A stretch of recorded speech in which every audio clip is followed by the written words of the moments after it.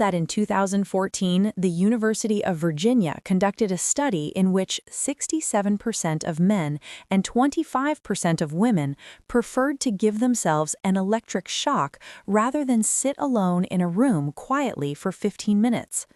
A human being is ready to endure pain, but sitting alone with himself feels worse than death, and this is where your real slavery begins.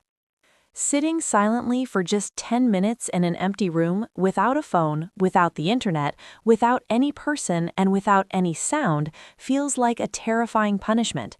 And this is the reason why today someone else is deciding your thoughts, your emotions, and your future. You may think you are very intelligent, but the truth is you have become just an anonymous part of a crowd. Watching this video for the next 10 minutes without skipping or using 2x speed will be your biggest challenge today. You will learn how to turn this frightening loneliness into your greatest and most powerful strength, a strength that will make you mentally so strong, clear, and dangerous that the world will naturally be drawn toward you. Welcome to English Audiobook. In 1654, a great French philosopher, Blaise Pascal, revealed a terrifying truth about human nature that remains just as true even today. Pascal clearly said that all of humanity's problems stem from one simple fact: a person cannot sit quietly alone in a room. We have become addicted to noise. When your phone battery dies and the Wi-Fi stops working, the sudden anxiety and restlessness you feel in your chest is not just boredom. It is a symptom of a mental condition. It is the fear of that emptiness which demands that you face your true self. We are all running in a race where we are trying to escape from ourselves. We hide in Instagram notifications, meaningless conversations, background music, and pointless arguments, because when you are completely alone, there is nowhere left to run. Loneliness is not a spiritual vacation. It is a cruel mirror that forces you to face your flaws, your insecurities, your failures, and your deepest fears. In psychology, this is called cognitive avoidance.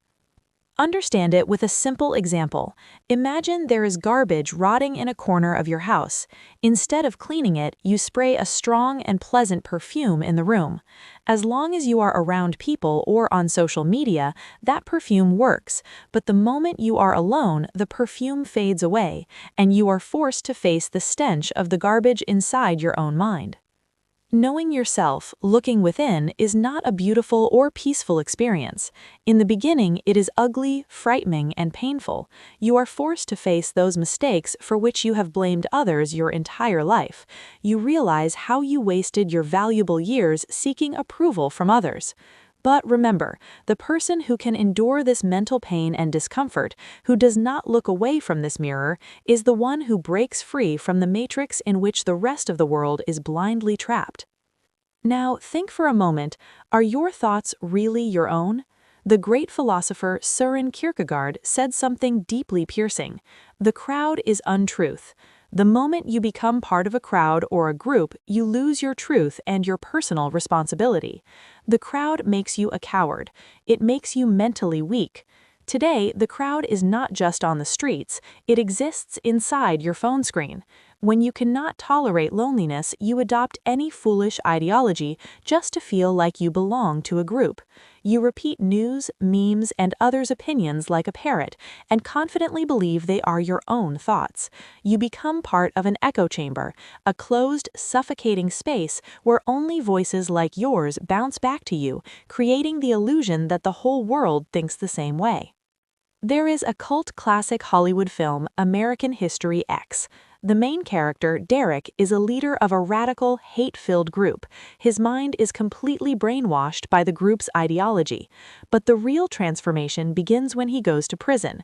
In that brutal isolation, when he is cut off from his so-called group, away from the noise of the outside world and hateful speeches, only then does his eyes finally open. That time of solitude cuts off the toxic influence. When you are alone, you have to carry the weight of your own thoughts. You cannot become a pawn of someone else's agenda. Now let's talk about the power this solitude gives you in the outside world. You must have noticed in your life that a person who is always available for everyone is not respected. Anything that is easily and always available loses its value. This is a harsh truth of human psychology. The famous strategist Robert Greene clearly wrote in Rule 16 of his book, The 48 Laws of Power, "Use absence to increase respect and honor." When you learn to depend on yourself, when you show people through your behavior that you do not desperately need their company, your value suddenly increases 10 times. There is a big difference between feeling lonely and choosing solitude. Loneliness is a miserable state. It is a weakness. It is the complaint that I have no one, I am empty. But solitude is a powerful force. It is a chosen state. It is telling the world that you are complete within yourself and do not need meaningless noise. The great Portuguese poet Fernando Pessoa once wrote a truth that every person today should write on their wall. Freedom means the ability to be alone. If you can walk away from people without begging for money, company, love, or fame, then you are truly free. But if you cannot be alone, then you are a born slave. No matter how intelligent you are, no matter how many degrees you have, if you cannot spend time with yourself, you are nothing more than an educated servant. These words are harsh, they hit your ego directly, but this is the naked truth.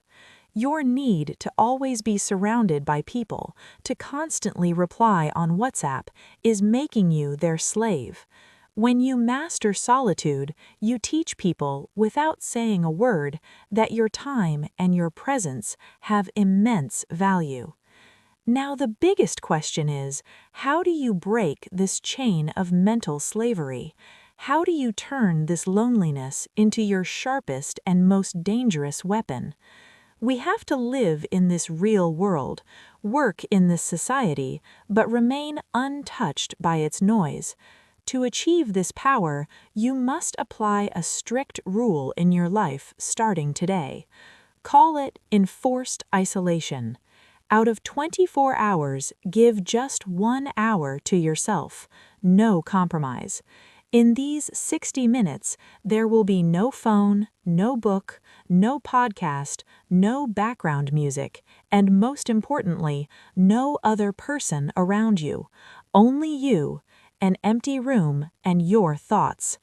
In the first 10 minutes, your mind will start going crazy. It will resist. It will tell you to do something productive, to check your phone once, to see what is happening in the world. That is your addiction speaking. But you must stay there like a rock. Feel that restlessness. Let that poison come out, the poison that this noisy, superficial world has filled inside you. After the first 15 minutes, you will start bargaining with yourself. Old pain, old memories, everything you buried deep will start coming up. And this is the moment where 99% of people give up and pick up their phone again. But you have to be the 1%. You have to sit with that pain. When you practice this 60 minutes of solitude regularly, after about half an hour, an unbelievable clarity, like glass, will begin to appear inside you.